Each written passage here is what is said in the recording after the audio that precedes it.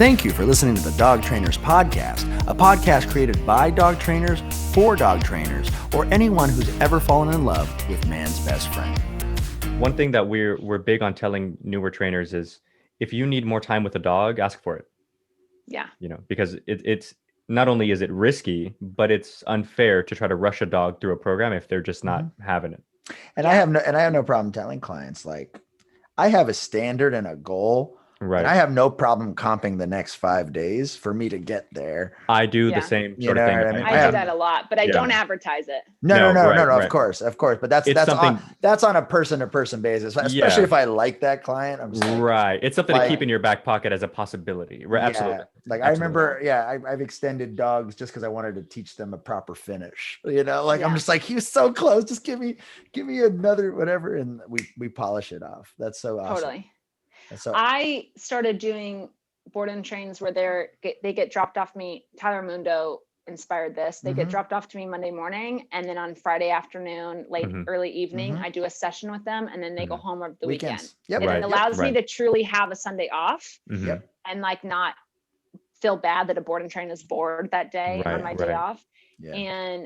But the last dog I had, the resource guarder, which I already had a good relationship with him. I was like, I'm keeping him over the weekend. He's not ready to be sent home to you. It's going to like totally regress him. So I'll do that every once in a while. I think the biggest thing is like just reminding yourself, if a dog has been practicing this behavior in its house for a long time, you're not going to change it in 3 weeks. You're not even going to get close. No. When I explain to clients, I'm like, if you're not calling your dog an F student, but let's say your dog is an F student, I'm going to get them to a D or C. I'm not getting them to an A. Like, I'm going to give you the tools so that you can how to learn. Slowly get them to an A. Right. That's how I try to explain things to people all the time is what's the difference between an F student and an A student? It's not like there is no one massive thing. It's just this one maybe works harder. This one's maybe a little more focused.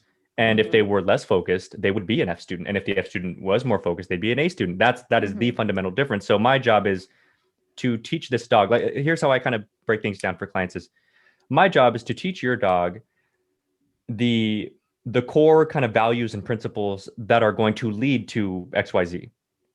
But there's a flip side of that. You as the owner, I need to teach you how to cultivate these things in the dog to, and so on and so on.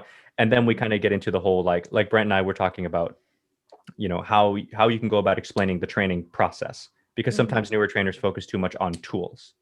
Right? So as far as the training process goes, I was talking to my assistant trainer the other day about a certain dog that we had. She actually just went home this morning and she looked really good. And she was working place commands, place patterning, and she was doing it with food, with other puppies. Like, it was like a group, like 3-4 puppies all running on it. And it looks cool. And she loves to work with puppies, and it was awesome on video and all that good stuff. And the dogs learned the patterning well. They like the bed, but she's really barky and she's really impatient and impulsive and this and that. And I was talking to her about working like calm place patterning. Do it nice and slow. Let's keep the food to a minimum. Don't lure her onto the bed. If you're going to use food, reward after the fact when you release the dog, but don't use it as the thing that gets her there. Be nice and slow with it. One dog, not the others. And the way that I explained it to her, you ever explain something to someone and then it just clicks for you because you said it in a different way? And I was like, you have to understand, the place command is one command, and yet you can drill it about 7 or 8 different ways. And even though it's the same command, you're teaching different things. So if I'm working a dog with like high drive food work, place break, I'm building not only the command itself, the place, I'm also building the release of break. I'm also building the work ethic of like, man, if I work hard, I get rewards. And I'm also, building all these different things. And then I turn around and slow the dog down. All right, now we're leash, now we're e-collar, now we're this, now we're that. I'm going to calmly put you in place as I walk away for 30 feet, recall you, put you in the other bed, Now I'm building patience. Now I'm building silence. Now I'm building relaxation. Now I'm building focus. Now, and I was explaining that to her. It's the same command, but it's not, so be willing to kind of play the game depending on what the dog needs. Yeah. You were saying something about like, my job is to take you from an F student to like a D or C student. And what's funny is like, I remember as a kid, like I probably had like a B average just throughout my whole academic career. But I fucking got A's in the classes that I gave a shit about. You know? And so in essence, it's like as trainers is like, we want to get our dogs to give a shit about doing the things that we want so that they can be A students. Right. And it may necessarily, you know, yes, maybe for example, like the bed command may not be that dog's forte, but you know what? They sure do love a fucking sit stay.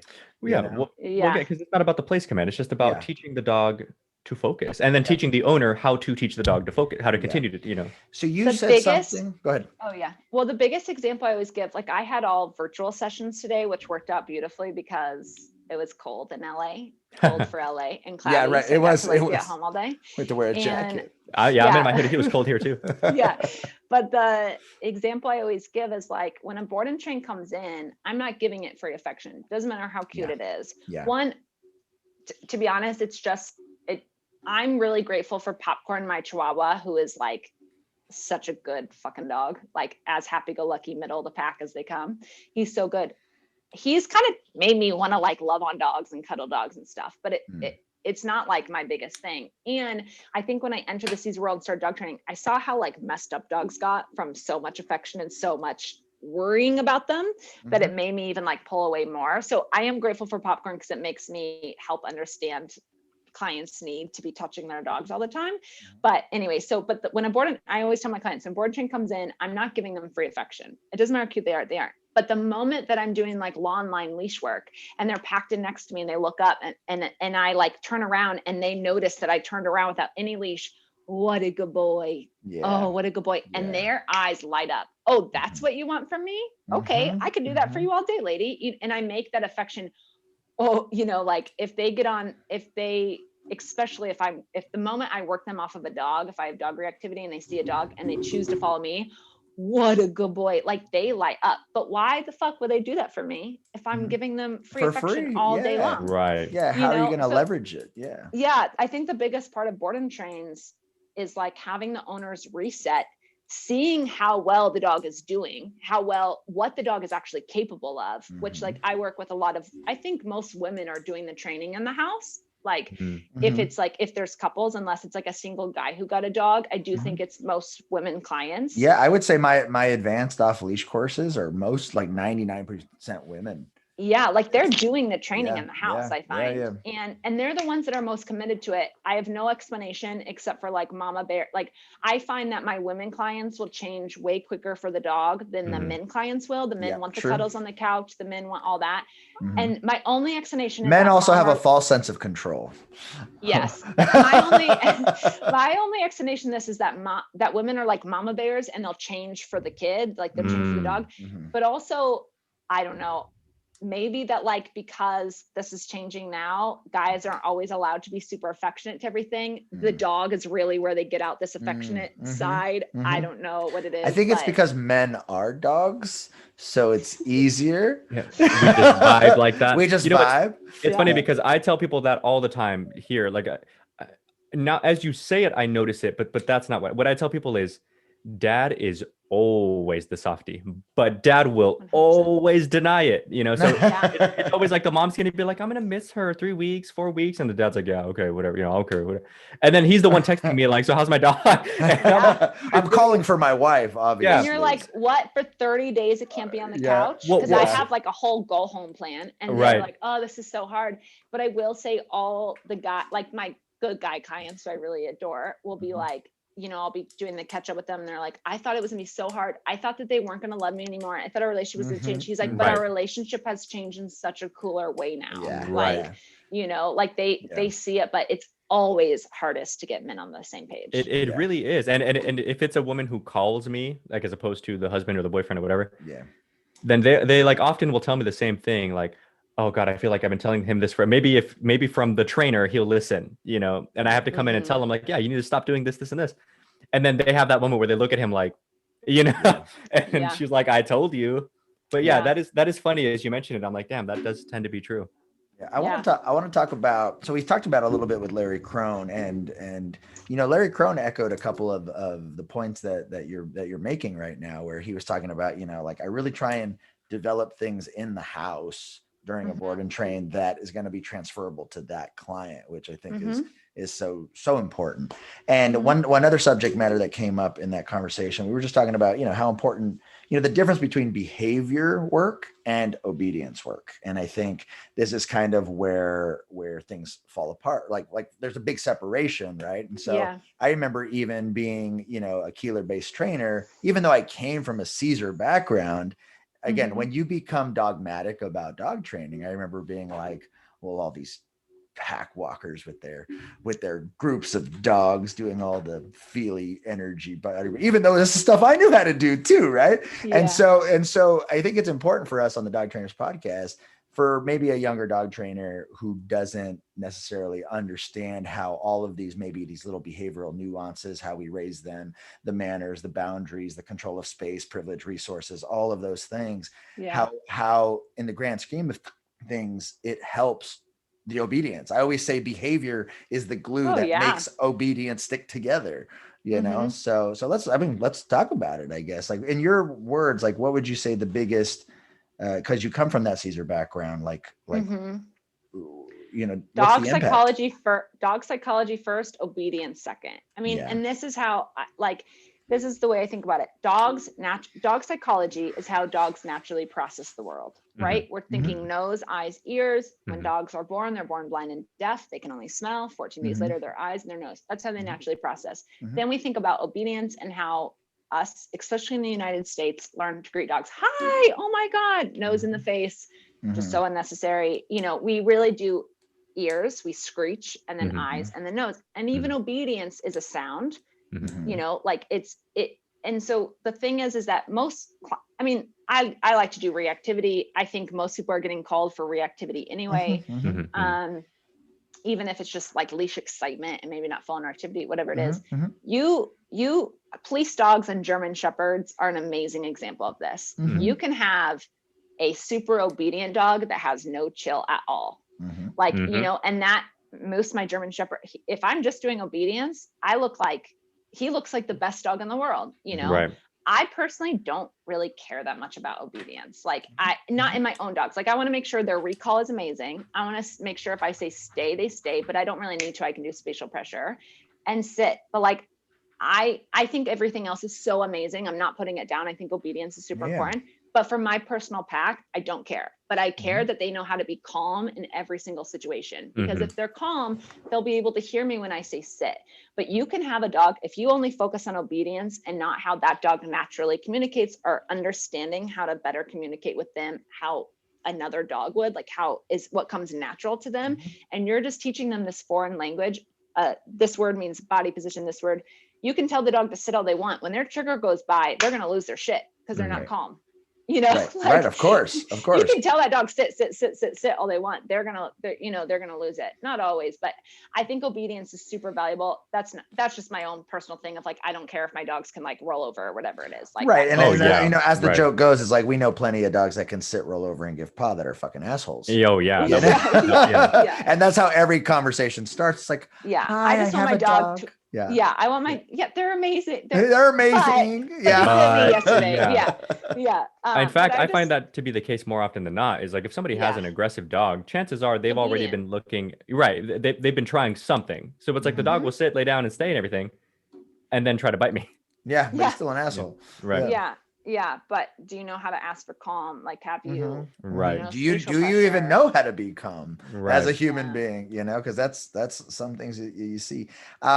I think so the way I always kind of explain it is just obedience is academics. It's like reading and writing. You learn English, and then behavior stuff is the manners. It's the please and thank yous. It's the ask for permission. It's the it's the manners. That's the character shaping stuff. And I feel like that always gets overlooked, and it's so crazy how as we mentioned, so many dogs know obedience, but they're just not sticking with the owners. I've met people like my grandmother. She didn't do obedience training, but she would rescue every single dog that jumped into her yard. And she had 9 dogs do whatever the hell she wanted. And she wasn't saying sit, she wasn't saying down, but she controlled space before I knew what it was called. She controlled privileges off the bed, off the couch. No, she would like control him because she didn't like to clean the hair, right? So she had these natural demands of things, and she had rituals on how she would give resources and play and food and all that stuff. And I remember being a little kid. So my grandmother lived right next door to us. So my dad bought the house next door for my grandma. And she, it was funny because she was obviously our grandma, but she's the only one that had cable because she only speaks Spanish.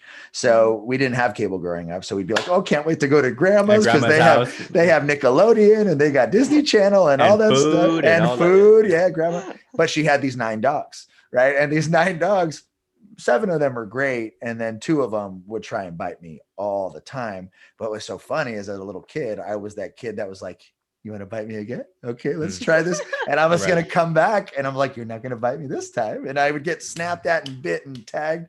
And my grandma would just let it happen. Right. It's like, he's not learning his lesson. Yeah. And it's so, but it was, I guess the point is there's these people who naturally assert themselves. They coexist with the dog. They don't necessarily, feel bad for the dog as a being so small, but if I'm going to control you, if I'm going to take care of you, I'm going to have these natural boundaries. Right.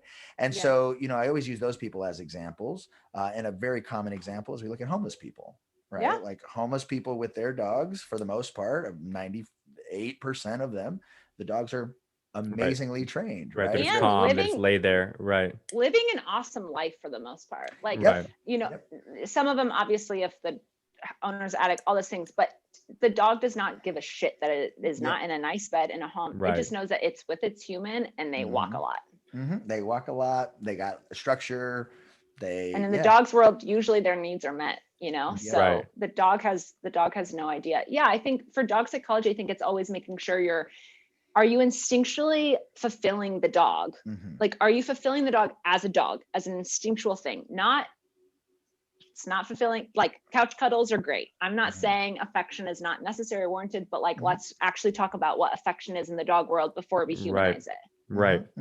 Well, I remember writing, this must've been, I don't know, 6 or so years ago. I don't know if you remember, Brent, but I remember writing out this just thought process that I had on reactivity and aggression one day. Oh yeah. I think I have it in an email somewhere. Yeah. And it was interesting because I spent a lot of my childhood in Mexico, and in Mexico, there's just packs of dogs just kind of roaming around. And the funny thing is, I've never ever been attacked. Like they're not really reactive. They just don't care about you, Yeah. They just kind of see you and like, all right, whatever. They don't even so much as bark at you unless like their prey drive kicks in because I'm flying by them like on my quad. Right. But I notice I'm like, it seems like reactivity seems to be a function of a dog in a home. Yeah. Whereas everybody looks at dogs on the streets and go like, oh, you poor baby. And I'm like, I think he's okay. I like on an instinctual level. Yeah. And so what I wrote out back, and I still kind of remember, was I was trying to think of the different circumstances. I think I used a homeless person as an example, and it was like, it's like you take a dog that just wants to, dogs are unnatural as it is, like in a sense, right? They were kind of bred down strategically by us, going back, 20-something thousand years. Yeah. And then we kind of doubled down on that by putting them in this extra unnatural situation, a house with like people in it, in a yard, and city noises. Right. City noises. And in essence, dog training is just trying to find the way to give the dog its like natural inclinations in an unnatural setting. So obedience versus behavior, what we're talking about, I do think that a bridge exists there. I do think that behaviors, or rather, I do think that obedience can teach behaviors just like a kid, right? There's nothing special about brushing your teeth every night, but if I can teach you to do that, I can teach you time management. I can teach you to remember. I can teach you routine, and that will make you a good kid, not brushing your teeth every night, right? So for dogs, it's a similar sort of thing, at least in my head, and owners, getting them to do that. Make sure your kid brushes their teeth every, that blending together, excuse me, like you were talking about, is, my opinion, gives dog real human to dog affection. Cuddles are great. I cuddle with my personal dogs all the time too, but they also need the other stuff. They also need clear, direct leadership that allows them to not feel like they have to take on the world. Yeah. But I mean, that's something that I try to make clear, not only to clients in my personal life, my trainer, we have new trainers coming in here hopefully pretty soon, but just to people listening. I always try to think, whenever we have these conversations, we're talking to people who, And I would encourage you should start your podcast, because we're talking to people right now who like, I imagine people who I can imagine, like who I'm creative enough to imagine, like a trainer in, I don't know, Phoenix here somewhere who hears this and goes, oh, that's kind of cool. But sometimes you'll get emails from someone like in Ecuador who's like, oh shit, that just changed my whole, so you never know what little piece of information you have that may be like really helpful to someone. Yeah, totally. I will say there was a time that obedience changed behavior. So because Moose used to be so reactive when he was in the car, like go, and I kept doing all this like condition relaxation and stuff, and finally I was like, and I mainly do like low levels on the e-collar, so I think it's like a 6 from 0 to 100, and I was like, down. Your ass is not allowed to get up. Downs like, in the car. That is my yes. And that's not actually my go-to. Like I'm more like I'll go in and out of the car, and when the dog relaxes on their own, I'll shut the door. When they like start moving, like I'm very much like I'll do a certain thing until the dog finds it. I don't do a lot of obedience naturally in the stuff I do. Okay. And like I don't do obedience for place. Like I do, so I naturally I'm not always doing it, but I was like, down. You don't even get to look out the window. Down. Yeah. And man, I was like, duh. Like I did it, and it was such a quick thing because he's super sensitive, and I was in Colorado for like 3 weeks visiting my family over like Christmas. I was taken to like a really wash park. I was taking this really busy park where it's just like every trigger or distraction you could think of is there. So the first day I just started in the car and had him watch in the car. And he, like the first time he just full on lost it, which in LA, he's cool in the car, but just being in a new place, this is how he's stressed out. Back to kindergarten. Yeah. Right. And I was like down, and we did it for like 20 minutes and it was fine. And then the next time he got up, he had so much a softer look, and I was like, okay, you can look like that. Leave him alone. When he started getting tense again, down. Like, like how simple. Like I literally was like, why was I puzzled by this? Like simple, but that's where it's like well, you got to get creative. What's going to work for this dog? And there becomes this thing, and you talked about, there's one time, or like this particular story where the obedience helped the behavior. And on so many times, because most of my programs are obedience centric, and then and the go home session, we do the behavior stuff, right? Because people want the sits and the downs and the heels and the this and the recalls and all that other stuff. But when we actually sit down and set things up, well, we're putting boundaries at the door. We're putting boundaries on the couch. We're putting boundaries in the kitchen. We're putting all these things. And so many times I have the difference experience where it's like when I teach people, okay, we're not even going to go over commands today because your dog knows it. You saw that in the demo. Right. For the next 2 weeks, we're just doing this. And they're like, but do I tell them to sit? I said, no, just press them out the door. Just press them back. Yeah. And they're like, is there a command I say for that? No, it's not a word. Just do it. Right. Yeah. And they're just like, huh, what? Like no commands. And so that's kind of where, the concepts like actions speak louder than words and all of that stuff falls into it. And it's just really beautiful because, there is this marriage between communication of the obedience and the rest of it, because so many times, how many times we get this complaint, like as obedience trainers, it's like the dog only listens when he's on leash. Right. Or the dog only listens when he's on remote collar. Well, it's because that behavior stuff hasn't been developed completely, So it's beautiful. I just love how there's this kind of symbiotic relationship between the two of them. I noticed that owners tend to overhandle the dog maybe. So I actually find it kind of interesting. They do too much. You're like, you're doing too much. Or they want to do too much. Like they're like, it can't be that simple. And they mess it up, So it is fascinating, like, because the down in the car, that is a helpful one. And I also agree with you. If the dog's calmer, it's a different story. It's just to get the dog to a point, right? Like it sounds funny, but I like to think of hopscotch. It's like, in order to get to the next little hole, you need to do this one, because you can't just jump ahead. Yeah. And the other one, like other than like downs in the car or like downs out in public or something like that at a restaurant, is the heel command. I consider the heel command like a living command because it's continuous. It's different. Like, you can walk through a place and every second is different, right? But that too, if I'm working heels with a dog, and let's say, my personal dogs actually sound pretty similar to your dogs, including my foster dog sounds like your shepherd, Yeah. And if I see that she's nervous, I'll tighten up on my heel just so that she doesn't have the ability to give that thing the focus to make her nervous. So then she tunes back in, at which point I like ease it down. Like, I'm trying to like play the game with her of like over here, good. And then I'm trying to bring it down. If I have to, I'll get firmer with it, but then when she kind of opens up and is calmer, I'm not really that strict about the heel. If you drift around here and there, I'm like, whatever, just be calm. If I see this, then I'm going to jump on it. But playing that game of knowing when to kind of teeter totter in and out. And the way that I would consider it is like, I tell people my job or my ambition, my whatever you want to call it as a trainer is, we talk like in the eval and all that good stuff about like, well, rules and crate training and routine and schedules and obedience. And it sounds like a lot of I'm going to make your dog do X, Y, Z. And I try to explain to people, like, I need you to understand, I want my dogs to have all the freedoms in the world, all the love, all the this, all the that they can productively handle without making it into something bad. So if I need to walk that back just a little for now, I'm going to do it just a little for now. And when the dog gets better with this much freedom, I'm going to give them this much more and then this much more and then this. But people go the other way about it too. Structure creates freedom. Structure creates freedom. But because owners do the other thing, like, oh, I want my dog to have, especially rescued people. Oh, he had such a horrible life. Well, everybody has that dog that's like, I rescued him. I think he was abused. So I just don't tell him, like, I don't tell him, no, I don't do this. I don't do that. I think he's scared of his crate. I think he's blah, blah, blah. Scared of his. I let him jump on people to build his confidence. Right. Yeah. And I'm like, you have to understand, if you were to put a little structure on your dog, he could have more freedom. Imagine if this dog would actually build his confidence to know what's expected of him. Right. Exactly.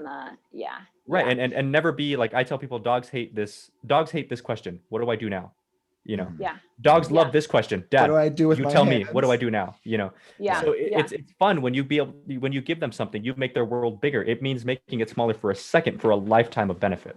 Yeah. Well, and it's not about like, I think clients will think it's like making dogs do things, but this is something big I took from Sherry Lucas and Brian Agnew, who I do enjoy, is there's 3 safe spots. There's 3 Zen zones, 3 safe spots next to me, in your crate, and on place. When you're anywhere else, I can't do anything for you, but if you're packed in and next to me, nothing bad happens. If you're on place, nothing bad happens. And I really worked with Animal Hope and Wellness for a while, which is for people who don't know, it's a meat trade rescue. So they're rescuing dogs from meat trade. Big reason why I stopped eating meat. Is his name Mark? What's his name? Yeah. Mark, And so anyways, so I had this one dog that kept going little, kind of looked like a Shiba Inu, but wasn't, was just like, not a dog bred here, like such a right.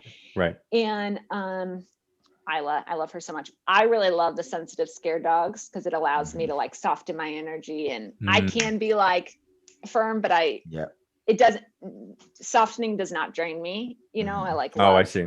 I love softening. Yeah. So anyway, but she was going after everything, going after people, going after ankles, and what she wanted was space. She was terrified. She was rescued from Yulin, and and there is trauma, right? Like, we don't want to think about the dog's story so much, but there's trauma in her body, and so I believe that like our human bodies hold on to trauma, and I think the same is for dogs. And so anyways, she was doing all this stuff to make space. So once I taught her place, when she would be in the yard, because she was going after dogs, but you could just tell it was like, she'd go after it and then run back to her spot. Like, please get the fuck away from me. So I taught her place. And the moment she would go on the place in my yard, I would stand in front of the place, and any dog that came over, I would send them away. If she was next to me, if she was next to me, I would send them away. And so quickly she learned, the moment I go on place, it's like I have an invisibility cloak. And that was kind of her, and this worked for her because she wanted to be invisible to the world, right? Some dogs want the affection. So you teach them, when you're calm on place, mom and dad will come give you affection.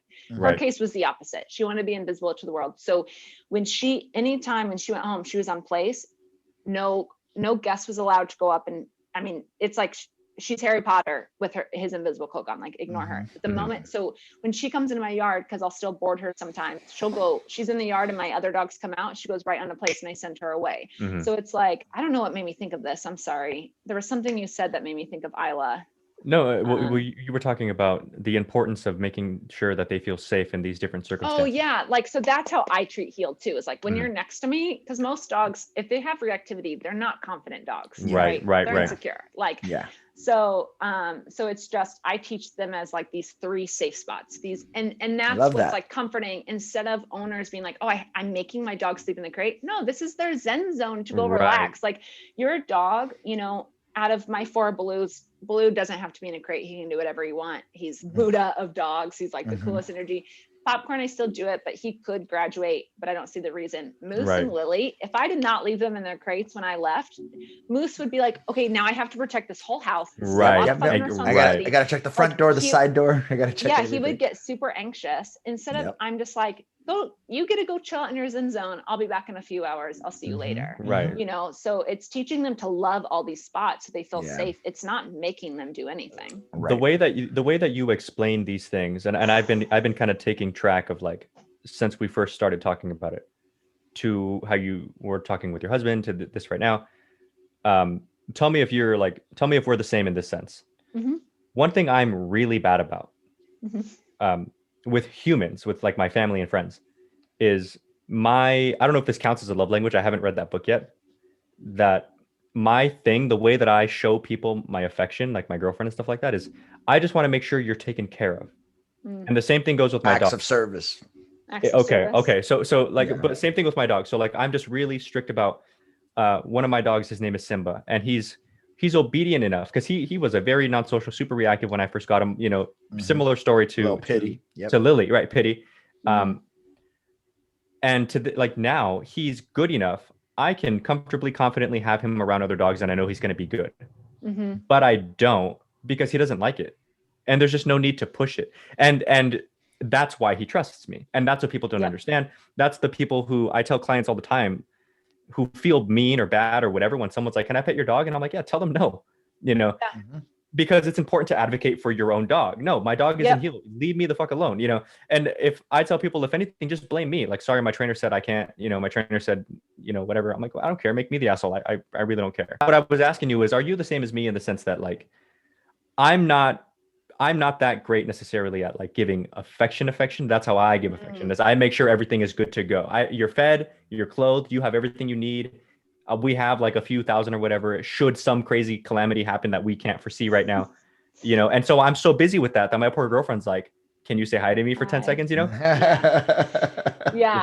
I mean, I definitely feel like the way I show love is like taking my dogs to the park and like playing structured fetch, or like going on a hike. Like I would do that over, like taking my dogs everywhere with me. Like, and then, you know, once in a while I'll pet them on the head while we're driving together. Right.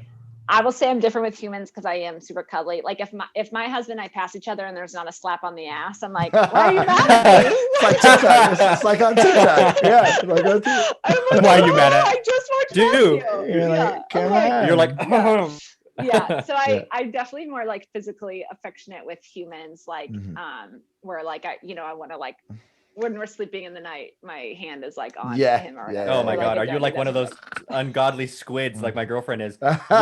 We have our halves of the bed, you know, and like God forbid she ever finds me on her side of the bed, but I'll go and lay, like right now she's knocked out. I guarantee you she's hanging off of my side of the bed. And I go and move her. She's like this weird octopus that just like grabs onto me until she gets hot and pushes me off. Yeah. You know, and I'm like, okay. I kind of like you Dracula it. My weighted blanket, like Dracula. But every once in a while, I like to be like, you're, you know, like just hand on the thing. But I definitely, you know, I think like I just like affection is whatever the dog wants in the moment, and you know, for two of my dogs, that's my pit bull and my Chihuahua. I could cuddle with them all day. Like I do say my Baloo, the Buddha of the dog, is getting older, and we've been dealing with heart stuff for a while. And I've always said, when he can't like go to work, when he doesn't want to go to work with me anymore, or like when he can't do simple things, like that's when I'll know. Lily, my pit, could be like in a diaper, not able to move, but if she can cuddle with us, like she's happy, like she's cool, you know, like she's down. Like, so they're such different personalities, and that's affection is whatever the dog wants in the moment. And that's not always our pets in love, especially from strangers. Like Lily was really the dog that I was like, because I always grew up with happy-go-luckies, middle of the packs. Like I didn't know this. I didn't have any sensitive dogs growing up, so they were pretty down for whatever. Lily was my first sensitive one, and she really taught me how to like claim space for her and how to be like, no, I don't know. Like the answer is no. Bye, you know. And I've been called like a bitch from grown men because I've said no for their dog petting them, like and but I think that with Lily, one of the best advice I got about her was I took her to, I keep talking about them. I took her to Sherry Lucas, Brian Agnew workshop, and we kept trying to get her to react. This was like 2.5, 3 years ago. And she is, you know, I can use her for training sessions now. She's in the yard with like pack dogs, you know, all that stuff, but she has limitations on if a dog gives her attitude. So like if there's a dog that's coming at her, I can only use her for so long before like getting a little bit of distance. Maybe I can go back to it. But like, or like if I have a dog that is a dog reactive, it's in its crate and it gives her a little attitude, Moose, the German Shepherd, is out of there. Blue doesn't even give it attention. She's scared. Lily walks by, but her tail is like, hey, bitch. Like, right. Like, she's like, you know, she doesn't run away. She's like, hi, you know, like, but she doesn't go for it either. But she has a little bit of, she has limitations to what she can handle. Right. And I acknowledge that. And for a long time, I was trying to get her to be Blue. I thought all dogs were Blue because that's all I grew up having. And I was trying to get her that. And Brian Agnew was like, listen, I have 4 dogs. 2 of them I could tie outside of a coffee shop, go and get my coffee and come out. 2 cannot make good choices without me there. Right. I want it. And they don't want to do that. Like they don't want to be tied outside. And that was like a really big aha moment for me of like, Lily's not missing out. She doesn't want to do all these things. Like she's happy. And this is why like, she's my dog, but I don't consider her like a trainer's dog. She's our family dog. Right. Like she wants to be hanging out with Olivia. Like all of Olivia's baby pictures is like Lily's right there. Like she doesn't want to go to work with me. She wants to be at home with Dan and Olivia, you know? And I think that kind of ties into the whole obedience versus behavior too, because then there's like the secret, you know, like option C dog, where it's not that you couldn't tie them outside and they make good decisions, but they just don't enjoy it. If my dogs, there's a lot of things that my dogs can do, but they don't want to do it. So like, why am I going to push it? Who cares, right? I mean, they're good. My dogs are good, and you know, in that they live peacefully, cohesively in my house, like, you know, with all the other dogs and with each other, and you know, and my dogs, personal dogs, I have a lot of there are a whole lot of big personalities. I have one really easy dog, Mia. She's a small thing, and she's just the sweetest little thing. My foster dog, she's a Catahoula Pity mix, and she has drive for days. And she can be, she's the one that when I picked her up, the owners, that's what reminded me of what you were talking about, was the owners were like, we have to walk her like at midnight, because if she sees a dog in her eyesight, can be a block and a half away, it's on, you know. My other dog, River, he's like, is capable. He was a daycare dog at one point and all that good stuff, but he can be a brat too. And then my other dog, Simba, he's good enough, like he's obedient enough. He won't, I trust him like to not mess with otherwise I wouldn't have him around clients' dogs, but he doesn't like it. So I don't let it happen. Even if one day, you know, somebody gets it up like in their ideas, like, oh, you know, I'm going to bring out my dog with these puppies. I'm like, okay, do you want to bring out Simba? No. Yeah. I think he'd be good. I'm like, yeah, I think he'd be good too, but no, you know, leave him alone. Yeah. He's one of those, he likes his crate. He likes to cuddle with dad. But other than that, I just don't see why you feel like you have to force the dog to fit in this role that they're just not comfortable in. Yeah. I think that's the same with kids, right? Like I was talking about my niece. She's so easy to go to the store. She's always right there. That girl could do errands with you all day and enjoy it. Like she's only 6, but have big conversations with you, talk to you. Like, you know, there was a kid that was giving my 8-year-old nephew a hard time. And this is the advice she gave. I was FaceTiming my sister and she's like, can you just tell that kid that like, he's here and he needs to come here because it's a lot for you to handle. And like, just the way she was saying it, I was like, girl, you are hilarious. But like I would never ask her to go rock climbing because she would be crying and terrified the whole time. I would go take her to go get her nails done. Not that like to say that no, I hear you. Like put a girly thing on her, but she likes that. It's time together. And she likes to sit and be calm and like, you know, and she loves to be pampered. Olivia would fucking hate that day. Like she's a year younger, also a girl. Like I'm taking her rock climbing because asking her to sit still is really hard, but she can climb for days. She can be moving all day long. So she's not afraid of anything. We're trying to find something she's afraid of. She's not. So like how I would fulfill them or do with them for a day of like their affection would be so different. But also if then Ryan Marie climbed a quarter of a wall, I would praise the shit out of her. Where if Olivia sat still for an hour, I would praise the shit out of her. You know? Like, That's because their thresholds are different. their strengths and qualities are just completely different. Yeah. And we're also talking a little bit about like drive, right? Like the things that interest us and the things that we seek, right? Do we seek accomplishment? Do we seek adventure? Do we seek acceptance? Do we seek affection? Do we seek things? Do we seek connection? You know what I mean? And so this is actually a question that I wanted to ask you two. I actually want to ask you too, Mariano, because I don't know if I've ever asked you this question. And maybe I have asked you, Mariano, because we know each other for a long time, but definitely want to get an answer from you. I always ask people, so in the past, I've had people I've mentored or have worked for me, and I ask them, I say, so what's your passion, right? And a lot of times people tend to answer that question with things that they like doing, right? Mm-hmm. So, singing is my passion, or reading is my passion, or, whatever it is my passion, right? And I always tell them, I said, no, that's something that you do. What is your passion, right? And so what I've learned about myself was, and this was prompted by the fact how you go from pre-med to dog training, right? I went from film, television, and acting to dog training, right? Yeah. He went from military to dog training, right? Yeah. So there is these core passions or drives that even we have as people that I just want to kind of get to know. So so to me, my definition of a passion, it's usually something more general. So for example, I like to help people, animals, doesn't matter. I really like helping and contributing. I also like to learn. I love learning. I love breaking things down. It just makes me feel good. I also like to compete. I love competing. Yeah.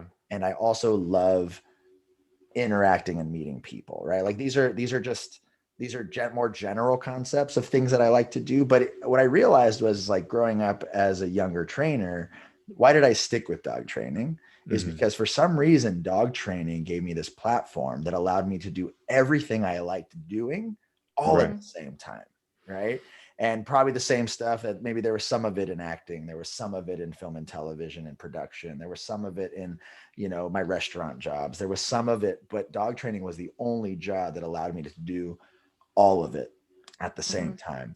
So I guess for you, Samantha, what are your passions? I guess if we're going off of this definition, if you're going to be general about it.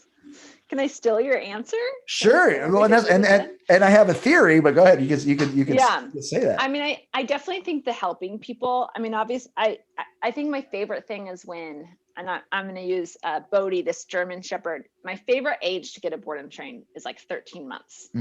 That's my favorite age. I don't really like puppy. If people call me with a little puppy, I'm like, call me later. In like 3 months. You can potty train it yourself. Why did you get a dog if you don't potty train your dog? I don't do that. Yeah. So that sounded bitchy, but you should. I got better, more effective ways I could train your dog. I have sleeping to do at 2 a.m. instead of cleaning up the kid. Like, why did you get a puppy if you aren't up for that bonding time? But anyways, Bodhi, German Shepherd, love a Shepherd, 13 months old, and was getting really, really, really reactive. Like skateboards, people, kids was intense, which I have a cool story about Olivia with this dog. Kids, dogs, skateboards, and then he started redirecting on owners. So I took him in, I had him for 3 weeks, and the coolest thing is, like, when a dog is so, like with Olivia, I normally do not bring in true human reactivity into my house because I have a child. With him, I just had this gut feeling it was going to work out, and actually being around Olivia was going to help. So he was in his crate a lot of the time in my living room. Olivia was jumping up and like around, and the first of the couple times he was lunging at the gate inside of the crate, right? Yeah, like to get to her. But there, towards the end of the board and train, I have a video, and he is playing in her room with her, and he is actually laying down next to her, and he I actually just got chills because I love it so much.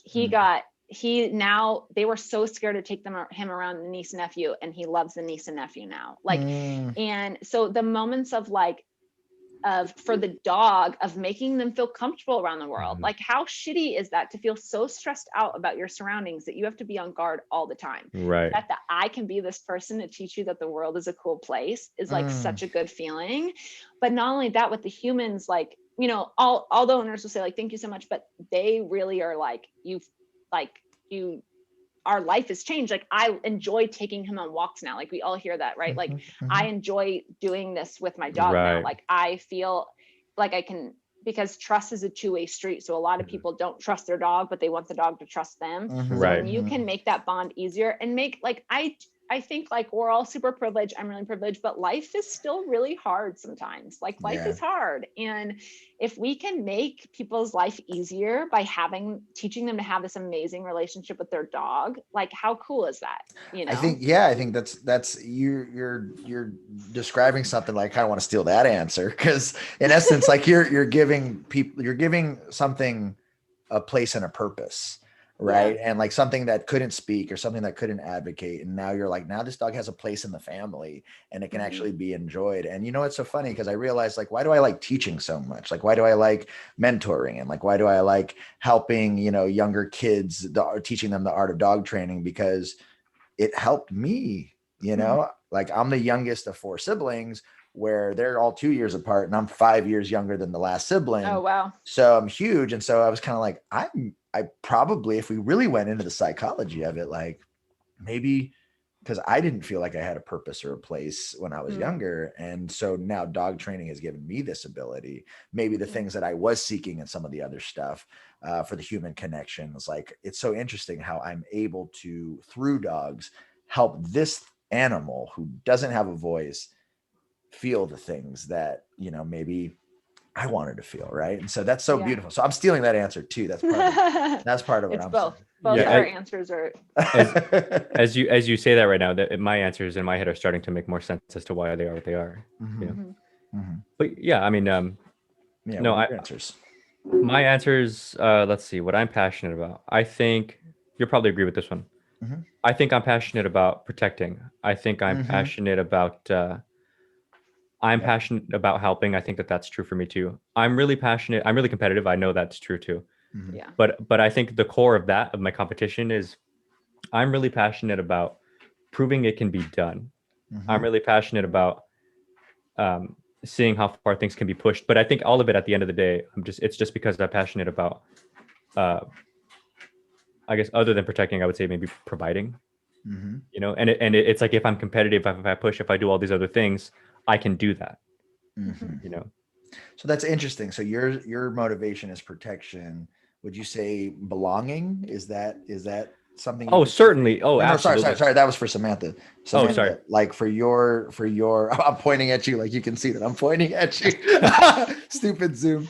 But like, yeah, it's like you help give those dogs belonging in a way, you know? And I mean, I don't know what the word. I don't know if this is like a passion, but just helping people's lives be easier, because like life is hard, or like then they can go make the world a better place because they're not so stressed out about their dog, you know. Like I do feel like we all have our niche, and I'm very grateful for the prison program I do for like all this, but it's like it gives, like we all obviously we wouldn't do this if we didn't.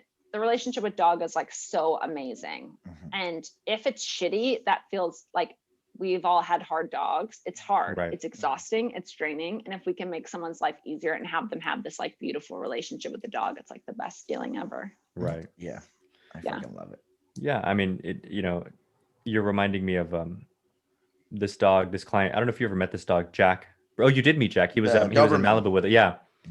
He was at my Ken and I's first date.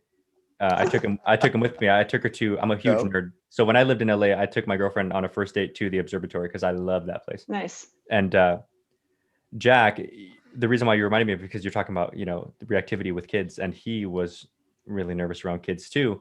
And I remember the day, he was one of those clients, like I'm sure we've all had those clients where he's just such a regular, and you and the owner just get along so well that like, if I'm going on a trip out of town to visit family, I just take him. You know? My sisters, everybody knew him. The kids all knew him.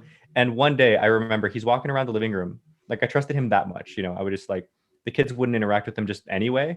Yeah. And one day he walks up to my nephew Deacon, who's sitting, like, you know, kids are funny. Like the couch is right there and he's sitting on the floor, backed up against the foot of the couch, you know, playing his Xbox. And Jack walks up to him and gives him one tongue on his forehead like that, and then just walks away. It was just a little, and walks away. And then, you know, and then my nephew, I'm a junior, so they were like, "Gee, he just licked me." I was like, "Oh shit, he did," you know. And so it's fun to see him now. Like next time I see my family, if I have him, they see him and they're like, "Oh, you have Jack," and he's like, and I'm like, I'm like, "Look at you, man! You're going all over the place." When I met him, he was scared of everything, and now he goes from Phoenix to here to there, camping and all that stuff, and his life just got bigger. And it is fun to have that sort of feeling. Kids are also naturally good with animals and dogs. I think that we truly. I'm a huge person on like my gut, and the few times. I was going to talk about that because your gut feelings have been fucking rock solid. Right. Yeah, the few times in my life I haven't listened to them, it's not been good, And so but I think kids naturally listen to their gut, and they naturally can like communicate with animals the way that we're communicating with them, but we kind of train them out of it. And I feel like the reason why we train them out is because when a kid says something that they're uncomfortable with or whatever, we'll be like, "Oh no, it's good. It's fine." Like, I feel like this is an overdrawn example of like giving a hug. Go give so-and-so a hug, but they don't feel comfortable with it. They don't want to. Yeah. So they learn to no longer listen to what their body's telling them, but to do what's polite or what they think that they should do. Right. And then it's like turning off instinct almost. Exactly. Turning off instinct. Because I feel like we're born with it. And then the other, because I see in Olivia all the time. And the other thing is I hear parents all the time, "Look at that doggy, do you want to go pet the doggy?" At such a young age. They're training the kids to go get bit, to go get excited. To go get excited and see it. So with Olivia, it's cool because she's used to so many dogs. She literally, she wants a cat so bad, or she wants a mouse, like she wants a rodent or a cat. And she get her a rodent and a cat and do Tom and Jerry in the house. And then a few weeks ago she was like, I'm done with this dog stuff. I want a mouse. Like word for word, like I'm done with this. But because there's so many dogs and she's grown up with them, she doesn't need to like go up and pet a dog she sees, it's just, oh, there's another dog, cool, whatever. So when I bring dogs in, she's not overwhelming them, which is super helpful for the dogs that are scared. And with Bodhi, the cool thing was I knew, like I said, he's a big German Shepherd. So I wasn't gonna, he's like a medium-sized German Shepherd, but I wasn't gonna my gut knew it was like loud. It was reactive. He was loud and barking and lunging, but my gut knew, I just had a feeling with kids when the leash was dropped, he wasn't going to like actually run and bite. Right. And I was taking him out to go pee, and I'm all about, well, let's throw a muzzle on them and see what their intent is. I'll let's experiment. Yeah. Like, let's see what's up, So, and I joked with that with the owners. I'm like, well, I'll bring him in, I'll put a muzzle on him and I'll see what he's really about, Olivia or whatever. But I was taking him out to go work him. I wasn't ready to quite do that yet. And Olivia was around, and I was like, "Oh, give me space. I'm taking this dog out. Like, give me space." And she started coming up to it, and I kind of got a little frazzled. And I was like, "Olivia, give me space. This dog will bite you." And she like literally slowed down and kind of like looked at the dog, and she goes, "He's okay." And she just like came up and pet him. And Bodhi was cool. Like, and it was just this moment of like, I didn't trust what you were reading, like, because you're a kid and I had this idea of the dog. I actually wasn't paying attention to exactly who he is in this moment because I was fearful for my kid. Right. And I wasn't like trusting that you know how to do shit, like that you can handle yourself, and it was this cool, like, okay, that was good, short and sweet, let's keep moving. Yeah. Right.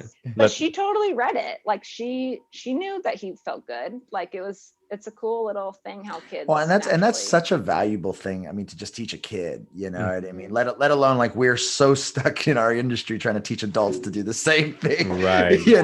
So like the fact that your kid's going to grow up with that innate skill is beautiful. It's freaking beautiful. Yeah. I wanted to talk, I wanted to ask one more question that we ask a lot of our clients, or not clients. I keep saying fucking clients. Oh, a lot of our special guests. All right. So we talk about dog training as an art form, right? Yeah. And everyone's a different artist. Tom Davis, he talked about, like imagine like we're all chefs, like, well, we're all different restaurants. Like you're going to get a different meal from me, different meal, but this all should be delicious, right? It should be all good, right? So dog training as art is this theme, right? And, kind of we're in a little bit of a dog training enlightenment period, a little renaissance where we are throwing ideas back and forth with one another. And ultimately, we're hopefully this next generation, our generation of dog trainer is is sharing knowledge, working together. Yes. Getting to understand one another, getting to pull ideas from each other, so that way ultimately we can create a better dog training industry, right? Yeah. So there's this concept that dog training is art, and there's been so many answers through all of our special guests.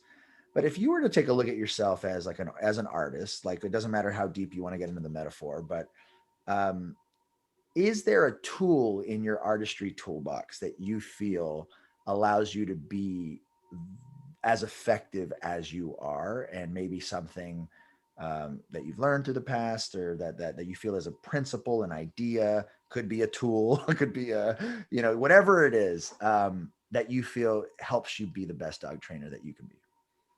Oh, geez. I know it's a hard one. That is a hard one. I mean, honestly, I feel like it's trusting my gut, like trusting what I feel, like not worrying about what the timeline pressure or whatever, but like just trusting that this is what the dog needs in the moment. I don't know if that's like an artist. That's because, think of it like this, like, artists are compelled to put this there, and why did the Mona Lisa look this way versus that way? Because they were compelled to do it. There was a feeling that they had to manifest and execute on. So I think it's a beautiful answer. No, I think that's an excellent answer. Yeah. I think it's just, having confidence in yourself, and maybe not taking on things until, for like other trainers, until you're ready for it. Because I work really hard for the dogs. I know I'm giving them the time. And because I know that, then on Friday when it's their go home, I'm not anxious about it. I'm not stressed out about it, because I know I've done what the dog needs in this amount of days, reminding myself that I can't completely change their behavior of what they've been practicing for 3 years. And I think a big part of it is like, when I can think of little gut wrenching moments throughout my years of like a training session that like I still will think about, that wasn't the best move. I did it to impress the client. I did it to show, I'm a good trainer, instead of like knowing I am a good trainer. I know what this dog needs, and I'm going to take as slow as the dog, on my terms, but on the dog's time. Right. And so it's like, anytime that I've had a hiccup or something that has given me anxiety, because if I make a mistake, I'm thinking about it for days. Like I won't ever make that mistake again. Like that's kind of my personality. It hits me hard when I feel like I've disappointed someone, and or let down a dog or whatever it is. But like, I've always made those mistakes when I haven't trusted. When I felt like I had something to prove is when those mistakes happen, rather than like just trusting in my skill and myself and what I can provide. Right. I heard this definition of the word intuition that I'm going to butcher this, but I'm trying to, maybe you guys know about it and maybe you guys can correct me, but it was saying something about like intuition is like when your body and heart, or when your instinct and heart like come up with an answer before your brain had the time to put it into words, or something like that. Cool. I think it's something like intuition is when like your heart, and it's like when your heart comes up with an answer before your brain has time to like fuck it up.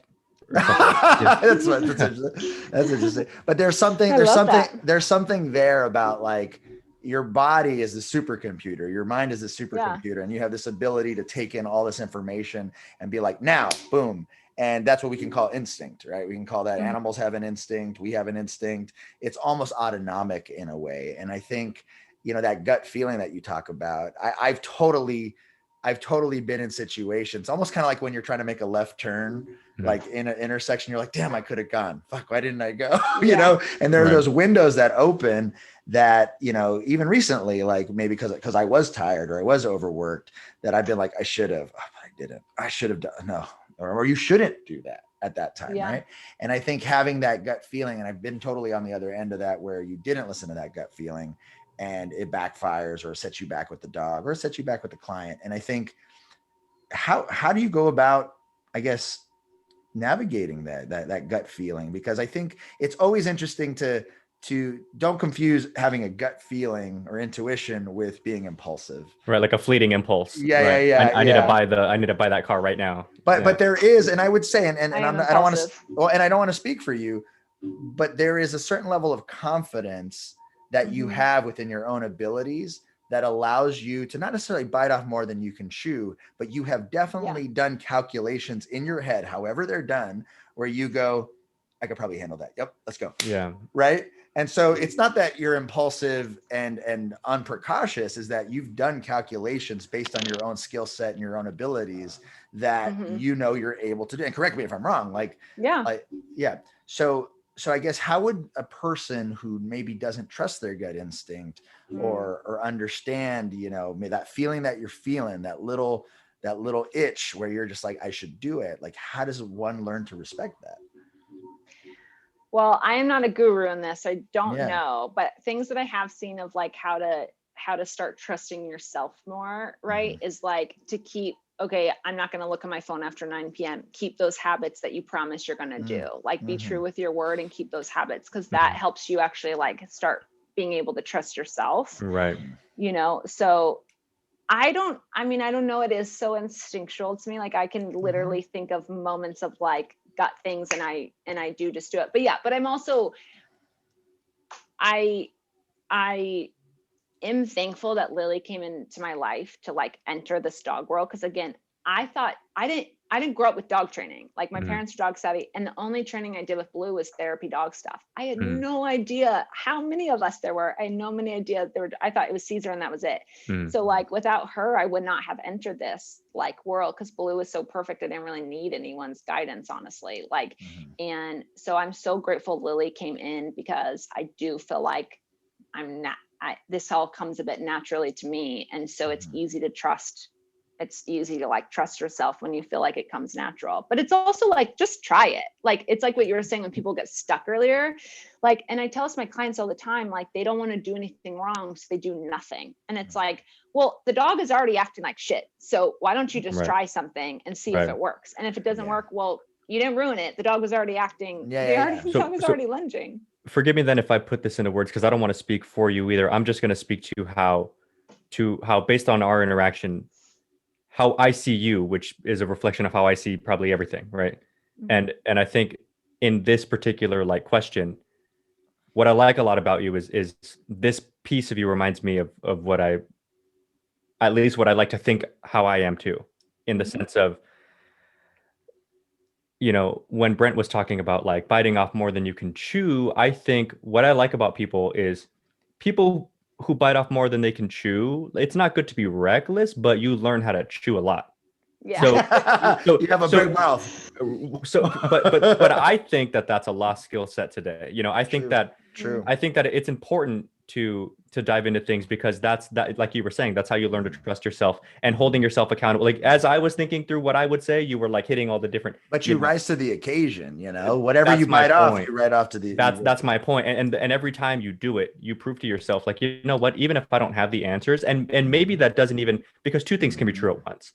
Maybe it's possible that I figured it out, still wasn't smart to have done it, but I figured it out. Right. And I will always respect that in a person. And I think that it's important to be like, it teaches you how to be creative, and it teaches you how to be quick on your feet, and it teaches you how to have that fire under your ass, even if you're the only one who puts it there, because a lot of people need someone to motivate them, and I like that, the kind of thing, it's like, if you bite off more than you can chew, fucking chew. Like, that's the secret to eating an elephant, right? Is one bite at a time.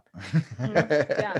I remember the first time I did a day train with the dog, I was doing a private session with the owner, and I just thought, oh, if I could have this dog for a full day, I don't know, and I go, oh, well, I offer day trains and they cost this much. And what I normally do, I never done one before, but to this client, I'd done it a million times, I remember my first board and train. Well, normally with board and trains, I'd never done one before. Right. You got to figure it out. No one wants, you got it. But I was confident that I'd figure it out. Right. And I think there's then that is a calculation, because yourself, right? And I think maybe that does take a little bit of self-awareness, and it does take a little bit of knowing what you're physically capable of doing, right? Because at the end of the day, it's like, I know I'm smart enough. I know I physically can. I know that I can keep myself together long enough to get it done. Like in film school, I used to do the same thing for anything that I've entered before. I luckily have somehow risen to the top, right? So I'm not the tallest guy on the volleyball team. I'm the captain. How does that happen, right? In film school, for some reason, I became one of the best cinematographers. But this is how I did it, exactly like you're talking about, where people would be like, "Oh, Brent, I heard you're really good with cameras. Do you know how to use the Canon, this?" And I was like, "Yeah, for sure, totally know how to do it. Yeah, you know." And then what I would do, my brother, he worked at Sammy's Camera. And I would go and be like, "Brian, can I rent this camera for just an hour?" And I was like, "Please." And he's like, "Yeah, what do you need?" I said, "There's a shoot in 2 days that I need to know how to fucking use this camera." So I'd go and I'd read the fucking manual and I'd open it up and I'd start shooting with it and I'd start working the focus. And I was like, "What attachments come for this?" And then they'd be like, "This is that." So then I would go to the shoot and I'd be like, "Guys, where's the rack focus for this? Where's the this? Where's the that?" And then they're like, "Oh, we didn't get that. We'll get it next time." Right. So you're like, you're talking to me here. I'm the master of this camera. I was expecting an hour with this camera the other day. Right. But to them, I had done it a million times, right? But just like at the end of the day, the reality, and this is what I always think about with like dogs, right? Like when dogs have triggers, when they have reactivity, they're stressed out, they're scared. That other dog is a big deal. Might not feel like a big deal to us. It's a big deal to them. Right. If the end of the world was happening, if zombies happened, the zombies can get me. I'm not running or fighting. I talk about that all the time. I'm not doing that. So, but in reality, I would be running. So let's say end of the world. And you have two people that are telling people to get on a boat. And one guy is like, I don't know. I've never done this before. Maybe get on. And you had someone that was like, let's go. You need to go there. You need to go there. I know which boat I'm heading to, right. And they could both have never been on a boat before their day in their life, but I know which energy I want to follow. And same goes with our dogs, our kids, whatever it is. It's like they need that, like, let's go, we got it, I know what I'm doing, just follow me, life is safe. Confidence, right? Well, certainty, and it's the whole, like, the sizzle sells the steak. Like when you were talking to the client about, like, it's okay to be a little playful with your words, because at the end of the day, you got it done. So it's not really fair to call it a lie. You did what you were going to do, but I get it. It was a little like flourish to let them know, like, hey, listen, I got this, right? Yeah. So I think a little showmanship goes a long way. Yeah, well, it's even when I switched my board and trains from them being with me for 4 whole weeks or 3 whole weeks at a time, I would meet up with the client once a week. But when I switched it to Monday through Friday, the first time I did it, which wasn't that long ago, I was going to tell the clients, I'm trying out something new. Right. I could, it would have been fine. I'm trying out something new. I'm going to see this. This is the pros, I think. I said, so my board and trains go Monday through Friday. And I feel like this helps you guys be more part of the whatever. I didn't say I really want Sundays off with my family because I'm exhausted and I want to just hang out with them. I didn't say that. I was like, well, this is why it benefits you and this is why I do it this way. But it was my first time, but they feel more confident being like, okay, this is how it's done, rather than being like, oh, I'm trying this out, we'll see how it goes. Well, and again, two things can be true at the same time. It's possible you're trying it out, and it's possible you want time with your family, and it's possible that it still benefits them. Three things are true at the same time. Yeah. And I have been finding that they all are, and the one case I was like, that with the resource guard, I was like, you can't go home. All this 5 days I've done, like, I haven't gotten far enough with you for you to go home right now. Cause he's been practicing this for so long. I was like, you're staying the weekend with me. And so, like I made changes to that weekend, but no, I think that's that there's nothing wrong with, and it's also, that if for any reason, if you felt, because your standard is high, if anything was lacking, you'd make up for it. If for any reason the weekend wasn't working out, you'd make up for it because you care about the service and the dog, right? Totally. Amazing. Yeah. Amazing. Well, it's also, I don't want to I'm not going to charge people unless they get their money's worth, Right. 100%. But what are you going to say? I'm so sorry. No, that's the stuff that I was getting. That's the knowing that you're willing to go that far and knowing that you can afford to do that, because that almost never happens. I'm sure, that to me is the benefit, if there is a benefit, because there's downside, but the upside of being a little over ambitious is I'm legit. I know I'm good at like this, and this. And if I don't know how to do these other couple things, I will figure that shit out. Yeah. I think that's cool. Yeah. Hell yeah. So Samantha, what part of LA do you train in?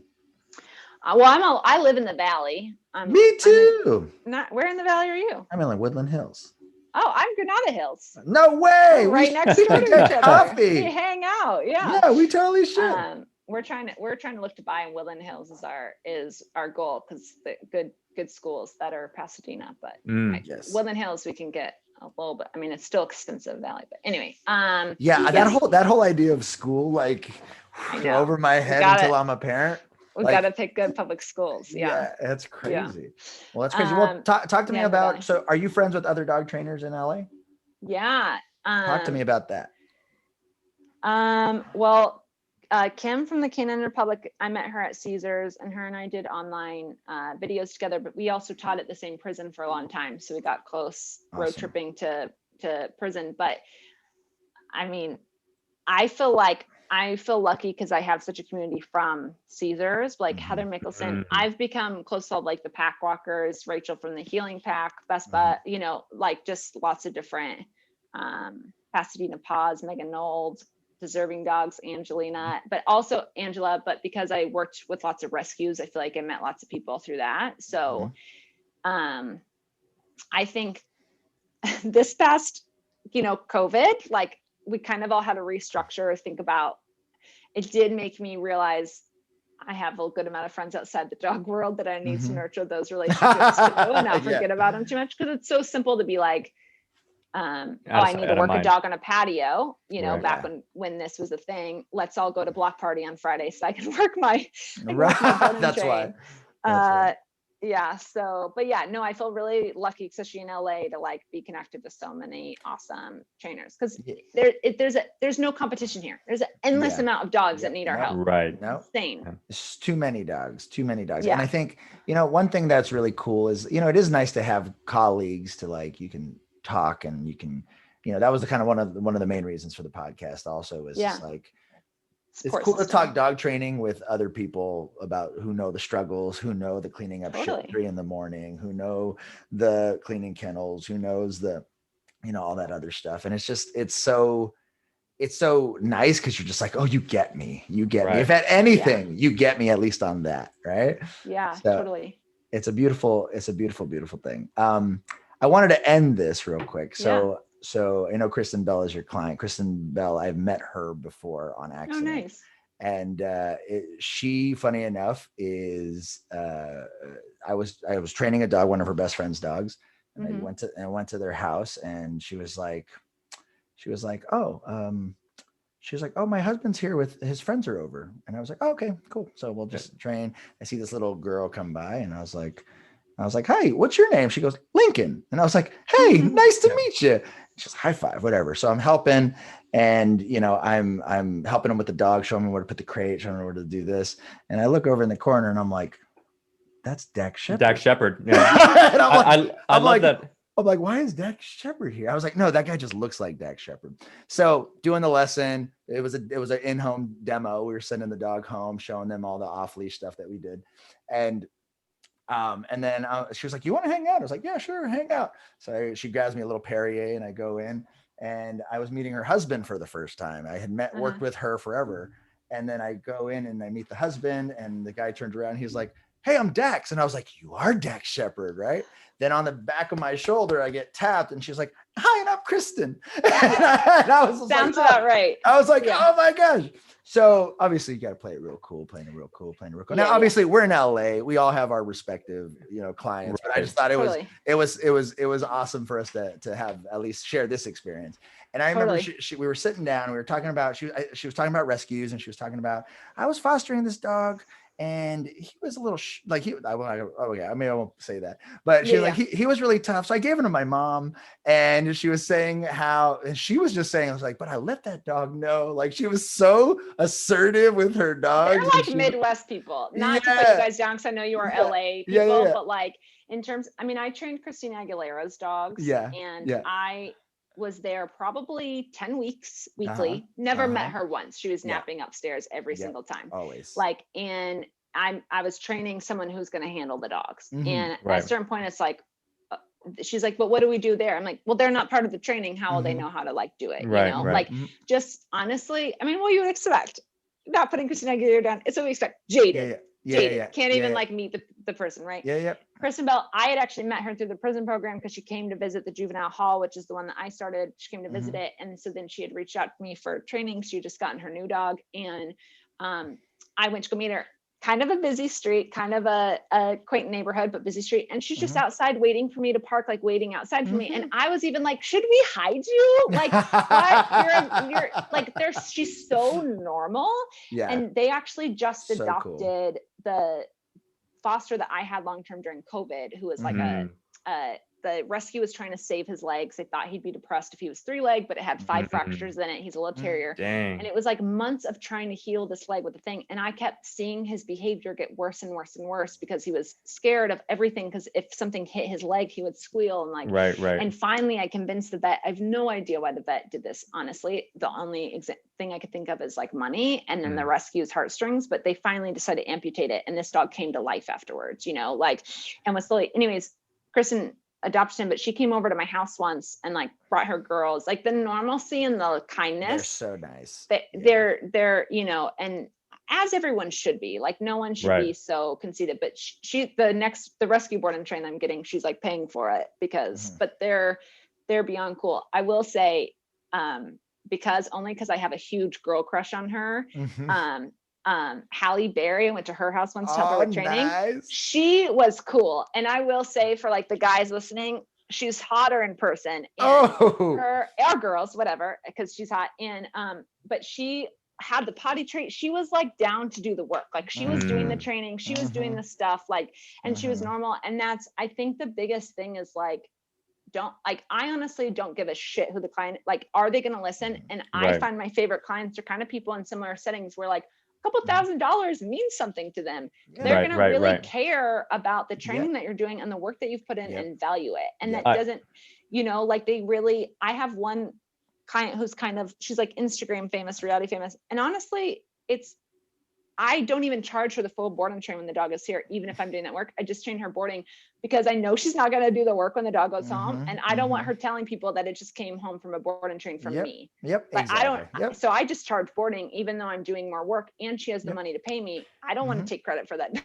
Right. Yeah. I find that interesting, you know, but I just want to touch on this real quick because Kristen Bell is also like my celebrity crush, but and you'll only fall in love with her more. Like she's the I'm coolest. sure she seems like it though. Like that's the thing on camera. She seems like what you're describing, even in movies and stuff like that. And I think my favorite movie with them is the one that Dax Shepard directed. It's his movie Hit and Run. But my favorite part about Dax Shepard is that he loves that 67 Lincoln enough that he named his daughter Lincoln. That's my favorite car too. The 67 Lincoln Continental. No, but I the one of my happiest days in LA, or one of my most like I guess triumphant days in LA, was I had a client out there who Brent, the guy who I'm putting you in touch with. Not an actor or anything like that, but a very wealthy person who owns a really big company. He owns a brand name.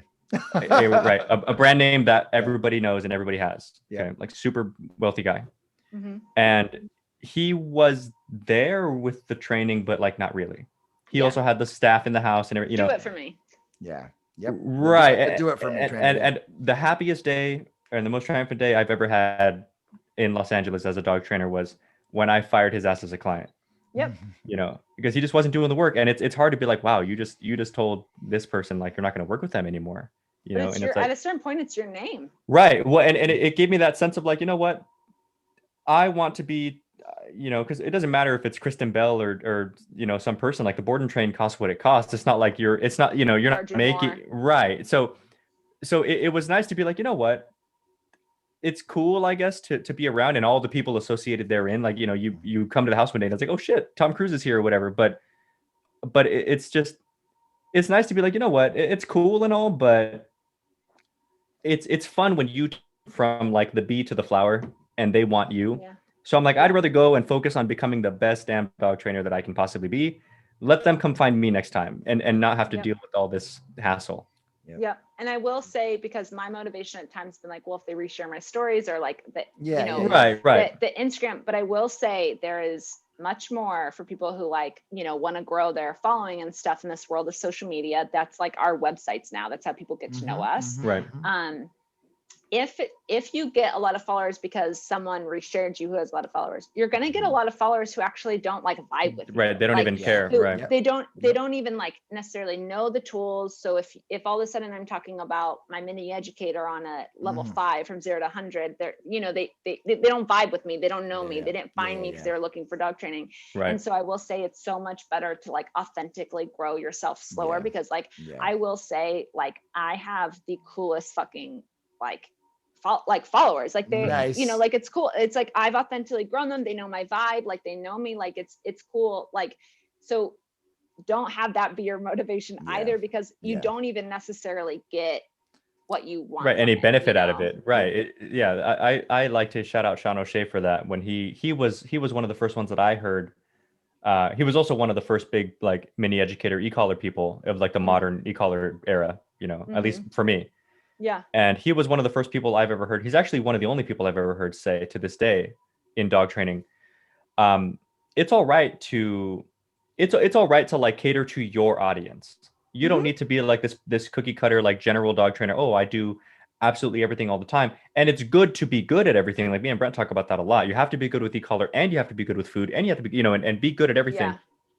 They strictly do e-collar, reactivity, this and that, and it works. It's fine, right? That's the client base that they seek out. But he's totally open and just transparent about it. He's like, look, if you guys aren't really down with like e-collars and stuff like that, this probably isn't the channel for you.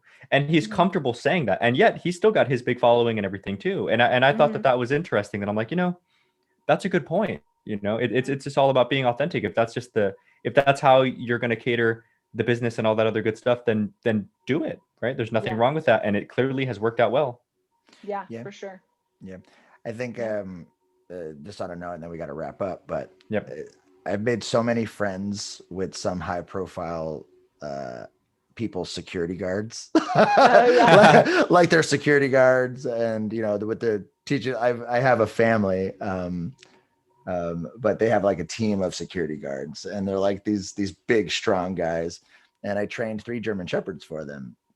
And I remember these guys loved the training. They were just like, it's like made them one step closer to being like canine units, they loved it. But no, on that same note, like I wish that it doesn't matter any client, whatever kind of client you are, I don't care how much money you have, just love your dog and be willing to put in the work. Right. And funny enough, it is mostly women, as you talked about. The women have no problem changing for their dog, and men too. But as I mentioned, I think that sometimes men have a false sense of control, or they have a less caring about the specifics. And so they don't want to prove they need help. I don't want to blanket that on all men a little bit, but needing a false sense of control. The advice I always give to my women clients is do the work. Your husband will see that the dog is walking on a loose leash next to you, and they're gonna be like, okay, how do I accomplish that? The competition kicks in. They're gonna be interested. I mean, it's so my dad was like amazing with dogs, gave me all the best advice with Blue, but now when I bring my dogs home, I have a video of like all my dogs on place. I'm chilling out in front of the fire. My husband walks by, no one gets up, no one cares, everyone's chill. My mom walks through. And I actually learned, you're the one that did dog training, because if a dog is following her, she'll go, get away from me. And not in this mean way of just like, I don't want you following me, go. She has boundaries at realizing it. And then my dad comes in, they all get off place. They all get excited. They all do it. And I'm just like sitting there recording it to be like, what do you represent to dogs? He represents excitement now. He wants to like wrestle with all of them. He wants to whatever. Well, that's what I'm trying to teach one of my new hires, because, when my other 3 trainers open, quiet. Yeah. When she opens, all of that jazz. Yeah. So, that's so important. And the thing is, you can tell this employee is that like, they're gonna fall in love with you. Like at a certain point, all my board and trains fall in love where like my employee Grace is kind of working them off me for a little bit. And I gave no free affection. Like she kind of has to like get them to like, they check in with me. I made them feel safe about things. Dogs are gonna naturally want to be next to that. They still love me, but it's not this like super excited where then Grace has to work them off of me a little bit. Like go do something else so that they're not next to me. All right, Samantha, thank you so much for joining us on this episode. We've had so much fun just getting to know you, getting to chat with you, getting to talk about that pack life. Those of you guys who already follow her, you guys already have the handle on Instagram. It's at packlife_LA. And those of you guys who don't follow her, go ahead and follow her as soon as you listen to this episode. You guys can also check her out at www.packlifela.com and also at www.marleysmutts.org. You are an instructor there. Is that correct? Yeah, not with the rescue, but we do a prison program called Positive Change Program, and I'm the head trainer for the juvenile program there. That's amazing. So kids, what's the age range on that program, the juvenile program? Up to 17. The girls, it's 13. 13 to 18. That's amazing. That we got to have you back to talk about that. I was going to say in specific. That sounds really dope. Awesome.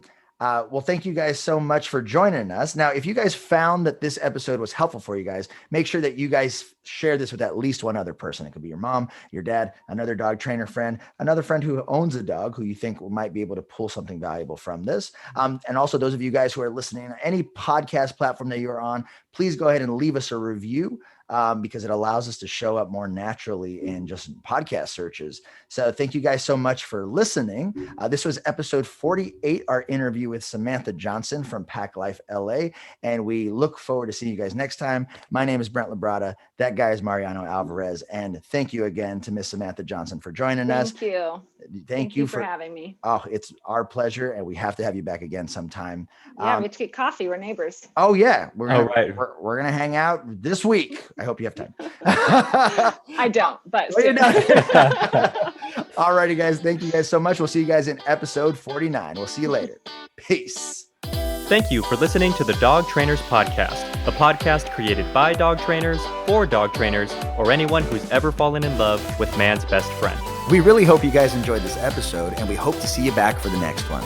But in the meantime, please follow us on Instagram and Facebook at Dog Trainers Podcast. Go ahead and leave a comment. Ask us any questions that you want. We would love to connect with our dog trainer communities all around the world. Take care, guys. We'll see you next time.